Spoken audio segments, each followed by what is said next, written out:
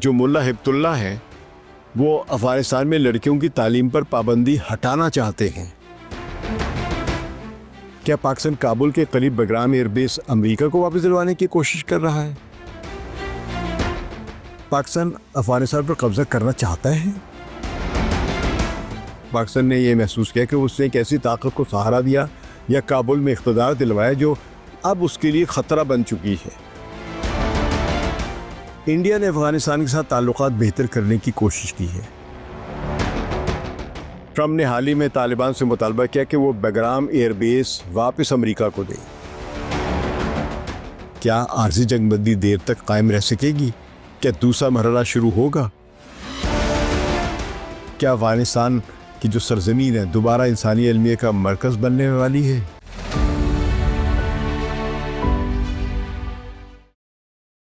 ثقل امام کا سلام قبول کیجیے۔ آج ہمارا تجزیہ پاکستان اور افغانستان کے درمیان جو تازہ ترین جھڑپیں ہوئی اور اب جنگ بندی ہے، بنیادی طور پہ غلط اسٹریٹجی ہے کہ پاکستان اپنے دونوں جانب مشرق کی سرحد پہ بھی اور مغرب کی سرحد پہ بھی ایک ایسے دشمن کو دیکھ رہا ہے یا سمجھ رہا ہے جو حقیقت میں شاید اس کا وجود ہی نہیں ہے۔ تو اس میں میرا اس پر تجزیہ ہے، لیکن تجزیہ پہلے سننے سے پہلے آپ سے درخواست ہے کہ ہمارے سب چینل کو سبسکرائب کریں اور بیل آئیکن ضرور دبائیں، اور اگر تجزیہ پسند آئے تو لائک کیے گا، اور اگر ناپسند آئے تو اپنے کامنٹس میں اپنے فیڈ بیک ضرور دیے گا تاکہ ہم آپ سے رہنمائی حاصل کر سکیں۔ تو بات کرتے ہیں پاکستان اور افغانستان کے درمیان ہونے والی جو تازہ جھڑپوں کے بعد جو دونوں طرف نے انڈیا یعنی عارضی سیز فائر کا جو اعلان کیا ہے اس پر ہم چلتے ہیں کہ پاکستان کی وزارت خارجہ نے کہا ہے کہ یہ جنگ بندی 15 اکتوبر کی شام 6 بجے شروع ہوئی اور 48 گھنٹے تک برقرار رہے گی، یعنی یہ 17 اکتوبر کو ختم ہو سکتی ہے۔ یعنی ایک مختصر جنگ کے بعد یہ ایک مختصر مگر اہم وقفہ ہے۔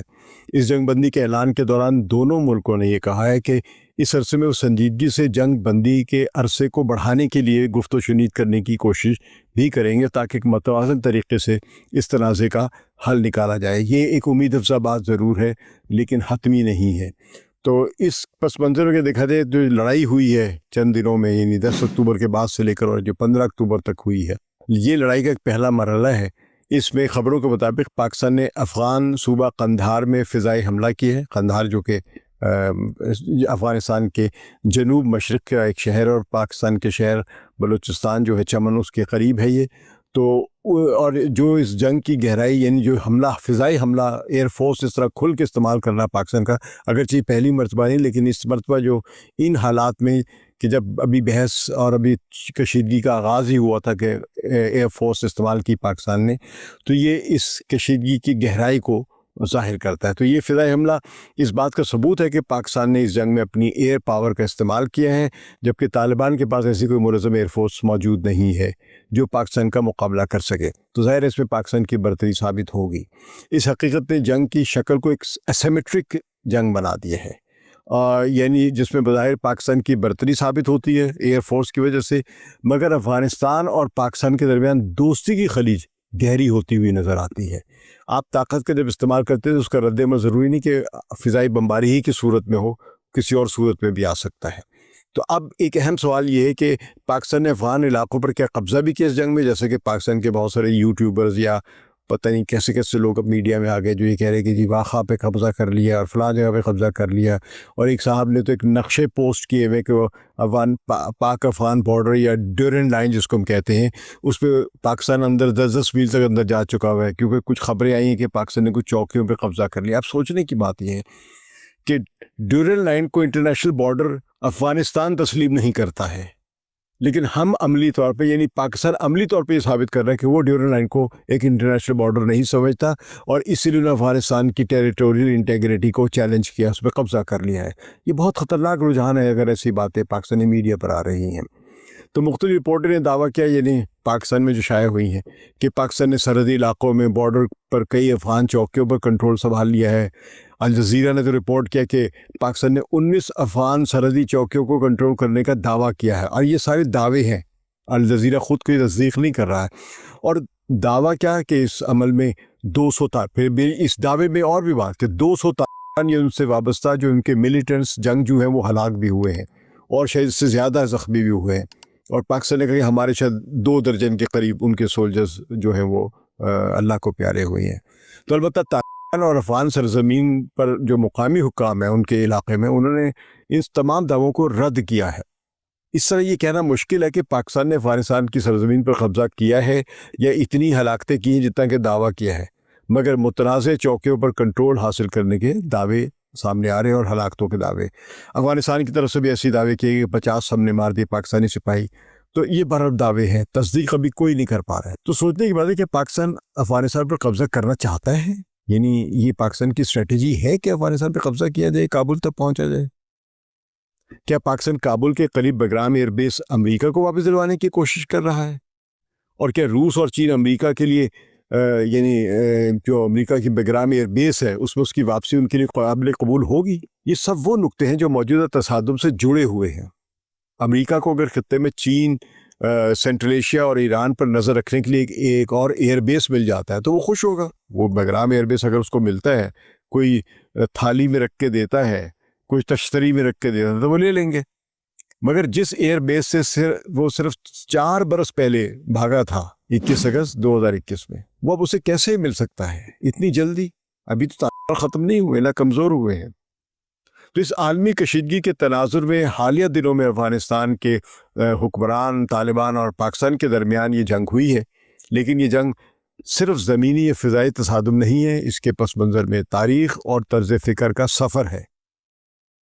پاکستان اور طالبان کے تعلقات پہلے کافی گرم جوش تھے اور بہت تعاون کرتے تھے ایک دوسرے کے ساتھ. بلکہ پاکستان جب طالبان کو کامیابی ہوئی تھی کابل میں تو پاکستان نے کہا تھا کہ ہمارا یہ ایک مغربی سرحد ہماری مضبوط ہو گئی ہے، محفوظ ہو گئی ہے. تو پاکستان نے طویل عرصے تک بطور ایک علاقائی طاقت جو چاہتی تھی کہ افغانستان میں ایک حریف حکومت ہو جو پاکستانی مفادات کو تسلیم کرے اور ان کی حفاظت کرے، وہ طالبان ان کا ساتھ دیا تھا یہی سوچ کے. مگر جب طالبان نے 2021 میں کابل پر قبضہ کیا اور پاکستان کی داخلی سیکیورٹی کو نشانہ بنائے جانے والے یہ جو تحریک طالبان پاکستان جو ہے جس کو کہتے ہیں اس کو پناہ دی یا پناہ دینے کے الزامات لگے، تو پاکستان اور افغانستان یا افغان طالبان کی دوستی میں دراڑیں پڑنا شروع ہوئی ہیں. اب بہت ممکن ہے کہ افغانستان میں کچھ کے ایلیمنٹس ہوں جو وہاں پہ پناہ لیے ہوئے ہوں، لیکن اس میں دیکھنا ہوگا کہ آیا طالبان کے بھی کچھ مسائل ہیں یعنی افغان کے، کیونکہ افغان طالبان آپ کی مرضی کے مطابق ہر کام نہیں کر سکتے. وہاں پہ ان کو مقامی دھڑوں کے پریشرز بھی ہیں. خود طالبان کے دھڑوں میں کچھ ایسے طالبان کے دھڑے ہیں جو پاکستانی طالبان کے دوست ہیں یا رہے ہیں یا ان کی پناہ میں، اس میں خاص طور پہ جو حقانی گروپ جو ہے جو کہ پاکستان کا دوست گروپ ہے، وہ تحریک طالبان پاکستان کے ساتھ اکٹھا کام کرتا ہے، اکٹھا کیمپوں میں رہے پاکستان کے. تو وہ کیا حقانی گروپ یہ اجازت دے گا کہ پاکستان کے جو حامی تحریک طالبان یا ان کے حامی جو تھے، ان کے دوست جو تھے یا ان کے میزبان جو تھے تحریک طالبان پاکستان، وہ ان کو پاکستانی فوج کے تباہ کر دے؟ یہ بڑا عجیب سی تسلیث سی بنتی، تکون سی بنتی ہے کہ حقانی گروپ پاکستان کا اعلائی اور ماضی میں تحریک طالبان فوج کا اعلائی، آج پاکستانی جو وہ تحریک طالبان پاکستان کو اپنا دشمن قرار دے رہی ہے، لیکن حقانی گروپ جو ان کی حمایت میں ہے وہ آج بھی پاکستان کا دوست ہے. تو یہ ذرا کچھ سمجھنے کی ضرورت ہے، ہو کیا رہا ہے اور کیوں ہو رہا ہے. تو پاکستان نے محسوس کیا کہ اس نے ایک ایسی طاقت کو سہارا دیا، جب یہ طالبان ان کی بات نہیں مان رہے تو پاکستان نے یہ محسوس کیا کہ اس نے ایک ایسی طاقت کو سہارا دیا یا کابل میں اقتدار دلوایا جو اب اس کے لیے خطرہ بن چکی ہے. اس کشیدگی نے چھوٹی جھڑپوں اور فوجی آپریشن سمیت مختلف چیزوں کی یعنی حالات پیدا کی اور پھر وہ ہوئے بھی. اور پھر جو اب ایئر فورس وغیرہ کا استعمال ہوا ہے وہ اسی پالیسی کا تسلسل لگ رہا ہے. یہاں ایک اور بین الاقوامی پہلو آ جاتا ہے، وہ ہے انڈیا کا کردار. انڈیا نے افغانستان کے ساتھ تعلقات بہتر کرنے کی کوشش کی ہے، سفارتی اور تعمیراتی منصوبے جو ہیں ان میں سرمایہ کاری بھی کی ہے. اس سے حکومت کو ایک بین الاقوامی توازن ملتا ہے اور پاکستان کو یہ خدشہ نظر آیا کہ انڈیا افغانستان کی سرزمین کے ذریعے پاکستان کے ارد گرد گھیرا تنگ کر رہا ہے. جب افغانستان اور انڈیا کی قریبیاں یا قربتیں بڑھنا شروع ہوئیں تو پاکستان میں یہ تشویش پائی گئی کہ اس کا شمالی بازو کمزور پڑ جائے گا یا مغرب کی جانب اسٹریٹجک ڈیپتھ ختم ہو جائے گی. تو پاکستان کی سیکیورٹی کے جو اسٹریٹجسٹ ہیں ان کے لیے افغانستان میں انڈیا کی دوست رجیم کا ہونا پاکستان کی سلامتی کے لیے ایک بہت بڑا خطرہ ہے. حالانکہ تاریخ دیکھیں، کابل اور دہلی میں دوستی تاریخ تقسیم میں ہند جو ہے یعنی پارٹیشن اس وقت سے چلی آ رہی ہے، اس سے پہلے کی چلی آ رہی ہے، اور درمیان میں بھی جب بھی کابل میں کوئی بھی حکومت آئی ہے شروع میں چاہے وہ پاکستان سے دوستی کرنا چاہیے کرتی بھی رہی ہے، تو لیکن پاکستان کو ہمیشہ شکایت رہی ہے کہ وہاں پہ افغان امبیسیز افغان قونصل خانے کھل گئے اور پاکستان کے خلاف سازشیں ہو رہی ہیں۔ تو یہ تو ہمیشہ سے چلا آ رہا ہے، یہ آپ کو ایوب خان کے زمانے میں بھی حالات ملیں گے، آپ کو ذوالفقار علی بھٹو کے زمانے میں بھی یہی حالات ملیں گے، اور اس سے پہلے بھی یعنی گورنر ناظم الدین، گورنر جنرل اسکندر مرزا اور غلام محمد سب سے لے کر اب تک، اور ضیاء الحق کے زمانے خیر ہم نے کابل کے خلاف جنگ لڑی اور روس کی مدد بھی کی تھی، سوویت یونین کی۔ تو یہ تقسیم یعنی اور اس وقت بھی جب بھی کابل میں جو رژیم تھی اس کی انڈیا سے اچھے تعلقات ہوتے تھے اور پاکستان سے خراب رہے، تو پاکستان کی اس سے سلامتی کو کتنا نقصان ہوا یہ خدا بہتر جانتا ہے، کہ کوئی ماہر ہے اگر تو بتائے ہمیں سمجھائے۔ لیکن اسی کانفلکٹ میں امریکہ جو ہے خاص طور پہ ڈونلڈ ٹرمپ کا ایک کردار جو ہے وہ بھی سامنے آتا ہے۔ ٹرمپ نے حال ہی میں طالبان سے مطالبہ کیا کہ وہ بیگرام ایئر بیس واپس امریکہ کو دے۔ امریکہ نے بیگرام ایئر بیس میں توسیع ضرور کی تھی، ڈیولپمنٹ ضرور کی تھی، لیکن بیگرام ایئر بیس بنیادی طور پہ سوویت فورسز نے بنایا تھا جب انہوں نے وہاں پہ سنجے ترقی اور بعد میں ببر کارمل کے زمانے میں جب مداخلت کی تھی افغانستان میں، اور اس کو بعد میں پھر جب افغانستان کی فوج جاتی ہے تو اس کے زمانے میں یہ بڑھتا ہے سارا کا سارا۔ تو بہرحال تو اب امریکہ یہ چاہ رہا ہے کہ بیگرام ایئر بیس امریکہ کو دے دیا جائے، یعنی طالبان سے مطالبہ کر رہا ہے۔ تو بیگرام وہ بڑی فوجی تنصیب ہے جو ماضی میں امریکی فوجیوں کا بیس رہی ہے 2021 تک، اور جس طرح وہ بھاگے وہاں پہ ان کو تو شرم آنی چاہیے، جس طرح آپ بھاگے تھے وہاں سے بزدلوں کی طرح، تو آپ کو مانگنا ہی نہیں چاہیے۔ لیکن وہ طالبان نے ان کے اس مطالبے کو مسترد کیا کہ وہ اپنی آزادی اور خود مختاری کو کسی کو تحفے میں نہیں دے سکتے۔ کچھ محققین اور تجزیہ نگار یہ کہتے ہیں کہ یہ مطالبہ صرف زبانی دباؤ ہے، یعنی شاید وہ سیریس بھی نہ ہو، اور یہ کہ کوئی ٹھوس شواہد نہیں کہ امریکی حکومت نے بیگرام ایئر بیس لینے کے لیے پاکستانی فوج کو یہ کہا ہو کہ وہ طالبان پر دباؤ ڈالے۔ اچھا، یہ کہتے ہیں کہ اس ٹھوس ثبوت نہیں ہے، لیکن پاکستان کا کردار جو خطے میں وہ ہمیشہ امریکہ کی معاونت کا رہا ہے۔ جب بھی ان کو طالبان سے مذاکرات کرنے پڑے امریکہ کو تو ہمیشہ پاکستان سے ہی مدد لی ہے، چاہے وہ دوحہ کانفرنس ہو یا اس سے پہلے جنیوا کانفرنسز ہو، تو پاکستان نے ہی وہ فیسیلیٹیٹ کرائی ہیں تمام کانفرنسز۔ تو اب بھی ممکن ہے، اسے ٹھوس ثبوت نہیں ہے لیکن ہم اس کو مسترد بھی نہیں کر سکتے کہ ایسا ہو ہی نہیں سکتا۔ تو یہ کہنا درست ہوگا کہ ٹرمپ کا بیان ایک سیاسی حربہ ہے، مگر عمومی رپورٹیں جو آئی ہیں اس کی بنا پر پاکستان نے براہ راست فوجی اقدام کیا ہو یعنی کابل کے خلاف، اس کی کوئی مستند خبر نہیں ہے۔ یہ سب امکانات ہیں لیکن مستند خبر نہیں ہے۔ تو روس اور چین نے افغانستان اور پاکستان کے درمیان اس بحران پر محتاط رد عمل دیا ہے، تشویش کا بھی اظہار کیا ہے۔ چین نے مطالبہ کیا ہے کہ دونوں ممالک فوراً لڑائی بند کریں تاکہ چینی مفادات یعنی سرمایہ کاری اور روٹ کے جو منصوبے ہیں افغانستان کے ذریعے وہ محفوظ رہ سکے۔ چین نے بہت سرمایہ کاری اربوں ڈالرز کی ہوئی ہے افغانستان میں بھی، بلکہ چین تو افغانستان میں جو ترقیاتی منصوبوں پر سرمایہ کاری کر رہا ہے ان کو سی پیک سے ملانا بھی چاہتا ہے۔ تو اس کے چین یعنی بھی جو امریکہ کو ایئر بیس حاصل کرنے میں ایک بڑی رکاوٹ بنے گا۔ اتنی آسان کام نہیں ہے، صرف طالبان کو بھی سوچنا ہوگا، اور اگر چین کو نظر آیا کہ پاکستان بیگرام میں امریکہ کو واپس لانے کے لیے کابل پر دباؤ ڈال رہا ہے تو چین پاکستان سے باز پرس ضرور کرے گا، کیونکہ چین کو یہ پاکستان کی پالیسی پسند نہیں آئے گی۔ روس نے بھی کہا ہے کہ خطے میں استحکام چاہیے اور مزید کشیدگی نقصان دہ ہو سکتی ہے۔ روس اور چین دونوں یہ نہیں چاہتے کہ افغانستان دوبارہ ایک میدان جنگ بن جائے جہاں بیرونی طاقتیں دست و گریباں ہوں۔ روس نے تو ابھی حال ہی میں اس جنگ سے پہلے کچھ دن پہلے ماسکو میں ایک افغانستان پر ایک انٹرنیشنل کانفرنس کی جس میں پاکستان خود بھی شریک ہوا تھا، اور اس شرکت کے فوراً بعد یہ جنگی صورتحال بھی بن گئی۔ تو اچھا، ساتھ ہی جو خلیجی ممالک ہیں مثلا قطر، سعودی عرب اور متحدہ عرب امارات جو ہیں، انہوں نے بھی اس تنازع میں یعنی درمیانی کردار یا ثالثی کا کردار ادا کرنے کی کوشش کی ہے۔ قطر ماضی سے طالبان کے ساتھ رابطے میں رہا ہے اور وہ بات چیت کا مرکز بھی رہا ہے، جو دوحہ کانفرنسز بہت ہوتی رہی ہیں، تو اس دفعہ بھی اس نے جنگ بندی کے لیے ثالثی کی پیشکش کی ہے۔ سعودی عرب نے پاکستان اور افغانستان دونوں سے کہا ہے کہ پرامن رہیں، جنگ کو زیادہ ہوا نہ دے۔ متحدہ عرب امارات نے تو افغانستان سے یہ کہا ہے کہ ہم افغان طالبان حکومت کو تسلیم کرنے کی پیش رفت بھی کر سکتے ہیں، اور وہ خطے میں ایک فعال سیاسی کردار ادا کرنا چاہتا ہے۔ یعنی UAE. تو یہ ریاستیں طاقت کی افزائی یا جنگ کی حوصلہ افزائی نہیں کر رہی ہیں، بلکہ سیاسی اور سفارتی دباؤ ڈالنے کی کوشش کر رہی ہیں تاکہ اس جھڑپ کو ختم کیا جا سکے. اب پتہ نہیں اس میں امریکہ کا کتنا کردار ہے یا کس کا کون کردار ہے کہ جو پاکستان کو یہ جس سے اشارہ یہ سمجھ رہا ہے کہ ڈونلڈ ٹرمپ کیونکہ بیکگراؤنڈ ایئربیس چاہتے ہیں لہٰذا ہم کچھ کریں. ویسے پاکستان سرکاری طور پر تو یہ کہہ رہا ہے کہ افغانستان میں پاکستان کے وہ جنگجو عناصر جو پناہ لیے ہوئے ہیں جو پاکستان پر حملے کر رہے ہیں.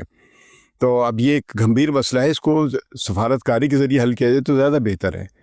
تب یہ سمجھنا ضروری کہ جنگ صرف ایک مختصر واقعہ نہیں بلکہ طویل عرصے سے قائم تنازعوں کا ایک عروج ہے.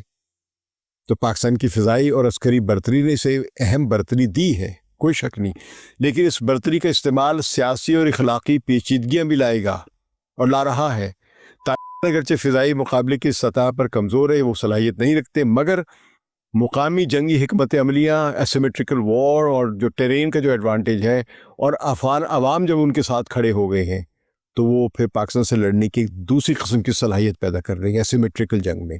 آپ یہ دیکھیں کہ پاکستان پر جب انڈیا نے حملہ کیا تھا تو پاکستانی عوام اپنی ریاست کے ساتھ کھڑے ہو گئے تھے. تو یہی حالت اس وقت افغانستان میں ہے. جب پاکستان نے حملہ کیا قندھار میں جا کے تو اس کے نتیجے میں طول و عرض میں افغانستان کے جو افغان عوام جو ہے چاہے وہ تعلیم کے حامی ہو یا نہ ہو وہ اس وقت اپنی ریاست کے حمایت میں کھڑے ہو گئے ہیں. تو یہ پاکستان کی ناکامی ہے، کامیابی نہیں ہے. دوبارہ اس جنگ بندی جو ہو گئی اس کے اعلان کے وقت دونوں ممالک نے کہا ہے کہ وہ بات چیت پر واپس آئیں گے. پاکستان کا دعویٰ ہے کہ طالبان نے اس جنگ بندی کی درخواست کی جبکہ طالبان نے کہا ہے کہ وہ پاکستان کی طرف سے آنے والے مطالبے پر آمادہ ہو گئے. یہ وہی ہے جس طرح پاکستان اور انڈیا کے درمیان ابھی تک حتمی طور پہ طے نہیں ہو پا رہا ہے کہ جنگ بندی کی درخواست کس نے کی تھی، انڈیا نے یا پاکستان نے. دونوں دعوے کر رہے ہیں. البتہ جو افغانستان اور پاکستان کے درمیان جو جنگ بندی ہوئی ہے اس کی فوراً بعد خدشہ اب یہ پیدا ہو رہا ہے کہ اگر لڑائی دوبارہ شروع ہوئی تو نقصان بہت زیادہ ہوگا دونوں طرف. یہ بات بھی قابل ذکر ہے کہ میڈیا عوامی تاثر اور ویڈیوز نے جو پاکستان میں آ رہے ہیں انہوں نے اس واقعے کو عوامی سطح پر نمایاں کیا ہے اور ایک خاص نیشنلسٹ پرسپیکٹیو میں دکھانے کی کوشش کی گئی ہے. ایک ویڈیو سوشل میڈیا پر گردش کرتی رہی جس میں دعویٰ کیا گیا کہ طالبان نے ایک پاکستانی ٹینک قبضے میں لیا، مگر ایسے دعوے اکثر تصدیق طلب رہتے ہیں اور ویڈیو کا اصلی مقام یا وقت واضح نہیں ہے کہ یہ ابھی کی جھڑپوں کا نتیجہ ہے یا کوئی 20 سال پرانی یا 5 سال پرانی جھڑپوں کا نتیجہ ہے.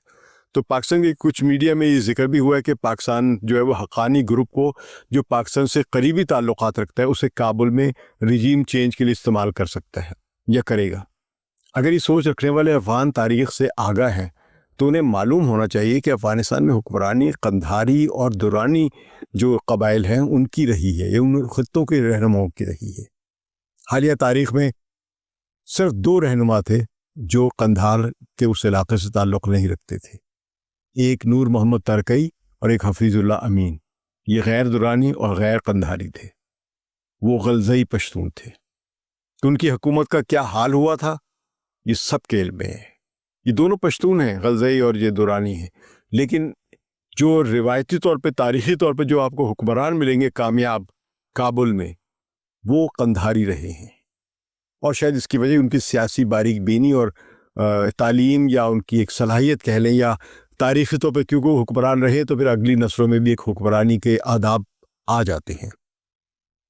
امریکی صدر ٹرمپ نے جب طالبان سے بیگرام ایئر بیس مانگا تھا تو انہوں نے ساتھ ہی طالبان کو دھمکی دی تھی کہ اگر انہوں نے انکار کیا تو افغان طالبان کے ساتھ بہت برا حال ہوگا. وہ بڑی سٹائل سے جپنے دیتے ہیں. شاید وہ شمالی اتحاد کی تنظیموں پر مشتمل کمانڈروں کے ذریعے طالبان کا تختہ الٹنے کا سوچ رہے ہوں گے، اس لیے انہیں اسلحہ سپلائی کرنے کی جو غیر مصدقہ خبریں ہیں وہ بھی آئی ہیں کہ شاید شمالی اتحاد کے لوگوں کو اسلحہ امریکہ جو سپلائی کر رہا ہے. ابھی تک آفیشلی افغانستان کے اس قسم کی جو مداخلت جو امریکہ کی وہ سامنے نہیں آئی ہے. اور اسی دوران پاکستان میں شمالی اتحاد کے رہنماؤں کی ایک کانفرنس بھی منعقد ہوئی ہے.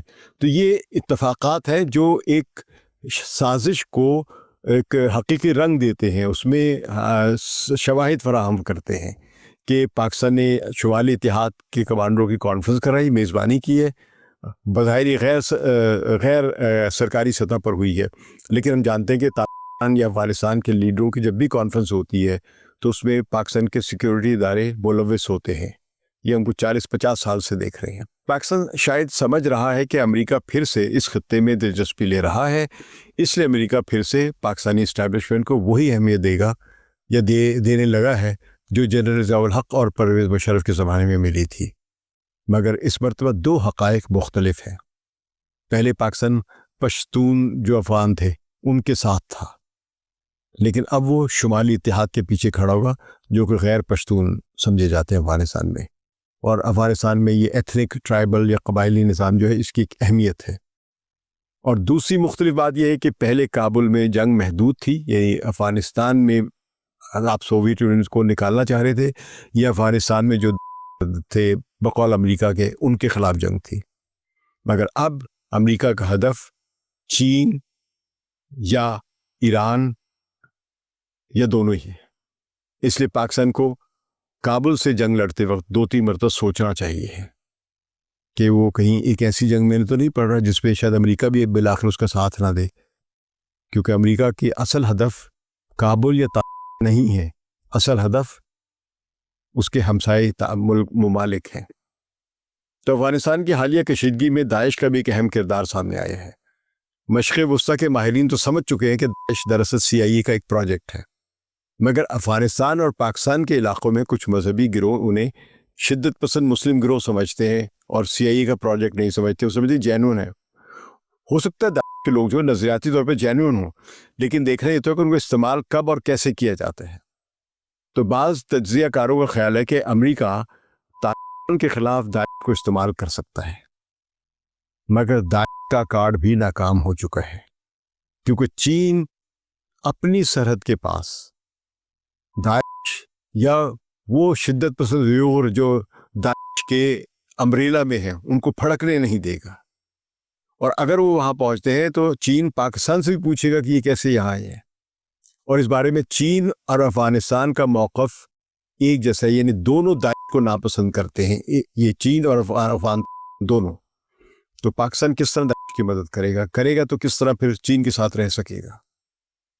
تو افغانستان کے امور کے ایک ماہر ہیں جو میرے دوست ہیں، ان کے افغان طالبان کے امیر جو ملا ہبت اللہ ہیں ان کے قریبی حلقوں سے ان کے تعلقات ہیں. انہوں نے بتایا کہ جو ملا ہبت اللہ ہیں وہ افغانستان میں لڑکیوں کی تعلیم پر پابندی ہٹانا چاہتے ہیں، مگر کچھ بیرونی عناصر جو داعش کی خفیہ مدد کر رہے ہیں وہ اس پابندی کے خاتمے کو داعش کی حمایت بڑھانے کے لیے استعمال کریں گے. یہ نقطہ سمجھیے کہ اگر آج ملا ہبت اللہ جو ہے وہ خواتین کی بچیوں کی تعلیم پر پابندی جو عائد ہے، جو ایک شدت پسند مذہبی نظریے کے تحت عائد کی گئی ہے، اگر وہ اس پابندی کو ہٹا لیتے ہیں تو اس پابندی کو طالبان کی مغرب نواز پالیسی بنا کر پیش کیا جائے گا، اور وہ شدت پسند طالبان جو ابھی تک اسی افغان طالبان کی رجیم کے ساتھ ہیں ان میں سے کچھ دھڑے ٹوٹ کر داعش کی طرف جانا شروع ہو جائیں گے کہ نہیں، ہمیں تو پیور اسلام چاہیے، وہی والا اسلام جو کہ جس کو ہم شدت پسند اسلام کہتے ہیں. تو اس کے نتیجے میں داعش کی مقبولیت کچھ حلقوں میں بڑھے گی اور وہ طاقت پکڑ سکتی ہے. تو اس وجہ سے جو میرے دوست سے بتایا کہ ملا ہبت اللہ یہ دیکھ رہے ہیں کہ ہم لڑکیوں کی تعلیم پر سے پابندی ہٹانا چاہتے ہیں، لیکن اگر ہم نے اس ماحول میں پابندی ہٹائی تو اس کا فائدہ براہ راست اسٹریٹجکلی اور پولیٹیکلی اور ملیٹریلی داعش پہنچے گا. تو اب یعنی داعش محض عدم استحکام کی طاقت ہے کہ جو افغانستان میں کسی ترقی کو روکنے کے لیے ہے اور عدم استحکام پھیلانا چاہتی ہے، جسے طالبان کے دشمن جو بھی ہیں وہ اپنے اسٹریٹجک مفادات کے لیے استعمال کریں گے اور کر رہے ہیں، نہ کہ افغانستان میں مثبت تبدیلی کے لیے. تو آخر میں بس یہی سوال رہ جاتا ہے کہ کیا عارضی جنگ بندی دیر تک قائم رہ سکے گی؟ کیا دوسرا مرحلہ شروع ہوگا؟ اور کیا افغانستان کی جو سرزمین ہے دوبارہ انسانی علمیہ کا مرکز بننے والی ہے؟ یہ وہ سوالات ہیں جو آنے والے دنوں میں ان کے جواب ہمیں ملیں گے. ہمارا تجزیہ آپ کو کیسا لگا؟ اپنے جو بھی فیڈ بیک ہے وہ ہمارے کامنٹس میں ضرور دیجیے تاکہ ہماری رہنمائی ہو سکے، اور ہمارے چینل کو سبسکرائب کریں اور بیل آئیکن ضرور دبائیں. شکریہ. ثقلین امام کو اجازت دیجیے. خدا حافظ.